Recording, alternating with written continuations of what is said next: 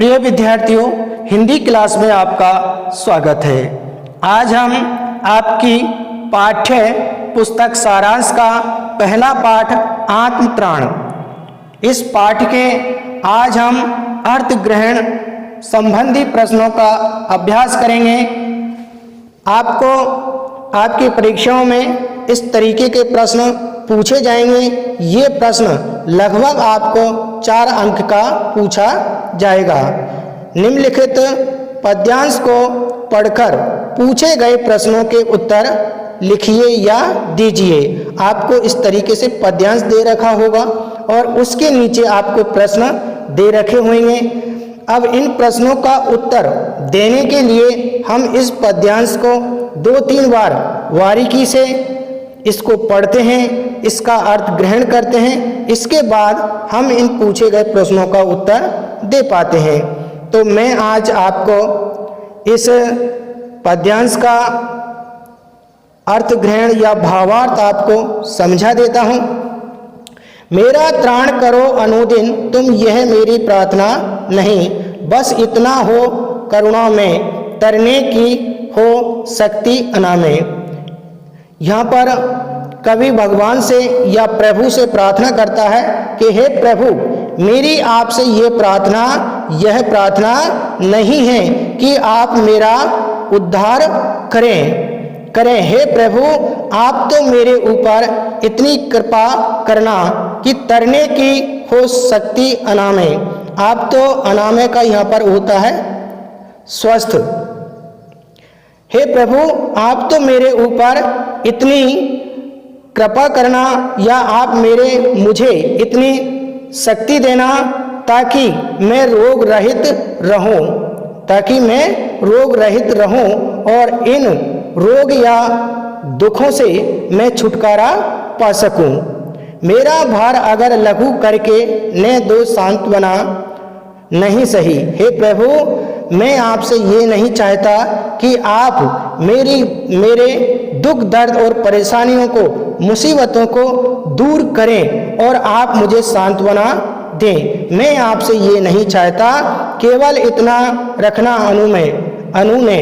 हे प्रभु, केवल आप तो मेरे ऊपर इतनी कृपा बनाए रखना कि वहन कर सकूं इसको निर्भय, कि जो मेरे ऊपर दुख दर्द, जो मुसीबत, जो मेरी परेशानियां आए मेरे ऊपर, उनसे मैं भयभीत न हूं और उन्हें निर्भय होकर बिना भय के उन परेशानियों का डटकर सामना कर सकूं। हे प्रभु, तू मुझे इतनी शक्ति दे।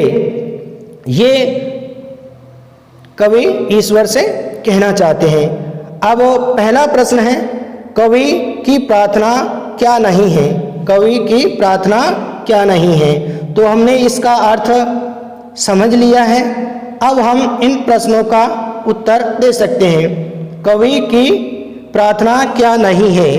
तो आप इसका उत्तर देंगे, कवि की यह प्रार्थना नहीं है कि ईश्वर उसका उद्धार और उसके दुखों को कम करें। अगला प्रश्न है, कवि कैसी शक्ति चाहता है? कवि कैसी शक्ति चाहता है? तो आप इसका उत्तर देंगे, कवि हर प्रकार के दुखों को निर्भय होकर वहन करने की शक्ति चाहता है। इसी तरीके से तीसरा प्रश्न है, कवि कैसी सांत्वना की आकांक्षा नहीं रखता? तो आप इसका उत्तर देंगे, उसके भार को कम करके सांत्वना देने की आकांक्षा नहीं रखता। इसी तरीके से चौथा प्रश्न है, कवि की विनय क्या है? कवि की विनय क्या है? तो आप इसका उत्तर देंगे, कवि प्रभु से विनय करता है कि हे प्रभु, आप मुझे इतनी शक्ति दो जिससे मैं अपने दुखों को निर्भय होकर वहन कर सकूं। इस तरीके से आज हमने इस पद्यांश का अध्ययन किया और इसमें पूछे गए प्रश्नों का उत्तर भी हम मौखिक रूप में पढ़ चुके हैं।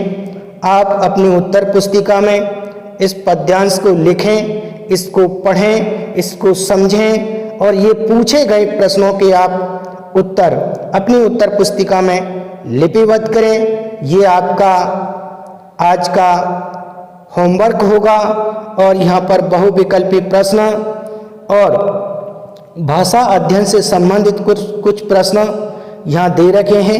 इन सभी को आप अपनी उत्तर पुस्तिका में लिपिबद्ध करना ताकि इनसे संबंधित प्रश्न आपकी परीक्षाओं में पूछे जाते हैं तो आप बड़ी सरलता और सुगमता के साथ उनका उत्तर दे सकते हैं। आज के लिए इतना ही, शेष कल पढ़ेंगे। Thank you.